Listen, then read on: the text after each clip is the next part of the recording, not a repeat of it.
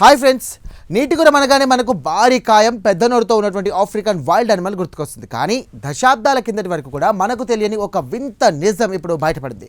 సుమారు 30 ఏళ్ల క్రితం గడ్డకట్టే మంచు యుగంలో భారీ కాయం గల మమత్లతో కలిసి హిప్పోలు జర్మనీ వీధుల్లో తిరిగాయట. వినడానికి వింతగా ఉన్న సైన్స్ నిరూపించినటువంటి ఆ ఐస్ ఏజ్ హిప్పోల కథేంటో ఇప్పుడు తెలుసుకుందాం. ఈ పరిశోధనను జర్మనీలోని యూనివర్సిటీ ఆఫ్ ప్లోలెడ్రామ్స్ అలాగే రేస్ ఎంజుమెహాన్స్ మ్యూజియంస్ శాస్త్రవేత్తల బృందం నిర్వహించింది. డాక్టర్ ప్యాట్రిక్ ఆర్నాల్డ్ అలాగే ప్రొఫెసర్ వైల్డ్ ప్రైడ్ రొసెందల్ నేతృత్వంలోని టీమ్ జర్మనీలోని అప్పర్ రైన్ గ్రబేన్ ప్రాంతంలో దొరికినటువంటి పురాతన ఎముకలపై జరిపినటువంటి ఈ లేటెస్ట్ స్టడీ వివరాలు కరెంట్ బయాలజీ అనే అంతర్జాతీయ జర్నల్లో ప్రచురితమయ్యాయి. అసలు ఈ గొడవ ఏంటి?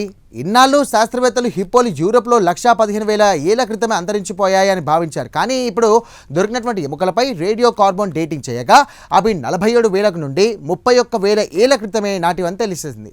అంటే అంతకుముందే అనుకున్నటువంటి దానికంటే దాదాపు 80,000 ఏళ్ళు అదనంగా ఇవి యూరోప్ చర్యలో మనుగడ సాగించాయన్నమాట. శాస్త్రవేత్తలు ఈ ప్రాచీన ఎముకల నుండి డిఎన్ఏను సేకరించి పరీక్షించారు. విచిత్రం ఏంటంటే ఈ ఐస్ ఏజ్ హిప్పోలు ప్రస్తుతం ఆఫ్రికాలో ఉన్నటువంటి హిప్పోలకు దగ్గరకు సంబంధికులని తేలింది.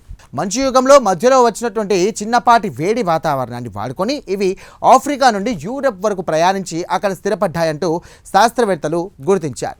ఈ పరిశోధనలో అత్యంత ఆశ్చర్యకరమైనటువంటి విషయం ఏంటంటే సాధారణంగా వేడిని ఇష్టపడే హిప్పోలు చలిలో బతికే మొమత్లు ఉన్ని ఖడ్గమృగాలతో కలిసి ఒకే చోట నివసించాయి. ఇలాంటి ఒక వింతైన పర్యావరణ వ్యవస్థను చూడటం శాస్త్రవేత్తలకు కూడా ఇదే మొదటిసారి. చలికాలం కూడా అక్కడక్కడ ఉన్నటువంటి వేడి నీటి బుగ్గలు లేదా నదుల వల్ల అవి ప్రాణాలు నిలుపుకోగలిగాయంటూ కూడా భావిస్తూ ఉన్నారు. డిఎన్ఏ విశ్లేషణలో మరో ముఖ్యమైన విషయం బయటపడింది. ఈ యూరోపియన్ హిప్పోల జనాభా చాలా తక్కువగా ఉండేదట. అవి మిగతా ప్రపంచంతో సంబంధం లేకుండా ఒంటరిగా పెరిగాయంటూ తెలిసింది.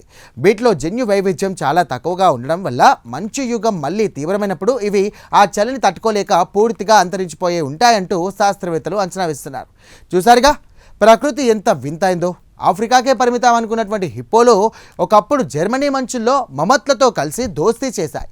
చరిత్రలో దాగి ఉన్నటువంటి ఇలాంటి మరెన్నో రహస్యాలను కూడా బయటకు తీయడానికి ఈ పరిశోధన ఒక కొత్త దారిని చూపింది. ఈ సరికొత్త ఐస్ ఏజ్ స్టోరీ మీకు నచ్చిందని నేను ఆశిస్తున్నాను. మరి దీనిపై మీ అభిప్రాయాలను కామెంట్ ద్వారా తెలియజేయండి. వీడియో నచ్చితే కనుక లైక్ చేయండి, మా ఛానల్ను వెంటనే సబ్స్క్రైబ్ చేసుకోండి.